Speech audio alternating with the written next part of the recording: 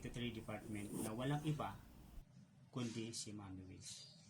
Alam nyo ba na si Mami Wiz ay nirecruit ni Daddy Exodus at doon na nagumpisa ang journey at buhay TFT ni Mami Wiz at naipasok siya sa TFT department noong October 2021 mula sa Branch 8 Elements of Team Tornado bilang isang founder. At dahil sa magandang pamumuno niya, ay napalakas ni Mami Wiz ng teams at binigyan ng mga kakaibang pangalan. Alam niyo ba kung bakit Wiz ang kanyang pangalan? Dahil siya ang founder ng Tornado, ang kanyang pangalan ay hinango niya sa kinds of ship ng Tornado. At alam nyo ba na sa kanyang pamunuan ay siya ang nagbigay ng pangalan sa mga ito at hinango niya ang pangalan nito ayon sa kalikasan at hukis ng Tornado. At dahil sa sipag at diskarte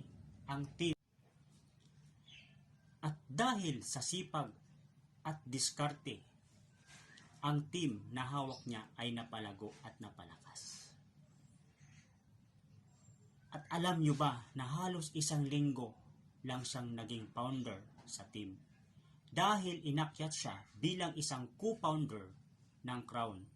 Batid niya na 2 lang ang sandata na dala-dala niya sa mga oras na yon. Lakas ng loob at talas ng isip upang makasabay at makasurvive sa bagong hamon na kanyang haharapin. At alam nyo ba na si Mami Wiz lang ang nag-iisa at naiiba sa Crown?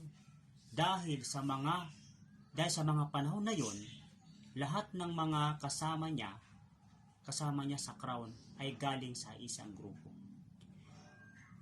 Dala ang lakas ng loob, tiwala sa sarili at gabay ni Daddy Exodus. Kaya hanggang ngayon ay may Mami Wiz tayong nagpapatuloy na lumalaban at nagtataguyod sa ating department. Marami na rin ang achievement ang TFT3 department sa tulong ni Mami Wiz. At sa kasalukuyan, si Mami Wiz ang kinikilalang head founder ng TFT3 department. At ngayon, mayroon na tayong sariling YouTube channel at of course, Facebook page sa ating department. At dahil sa tiyaga at pagmamahal ni Mami Wiz, kaya ang TFT department ay nanatiling nakatayo at lumalaban.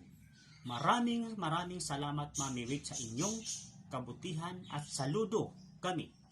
At ito ang ating TFT3 Academy.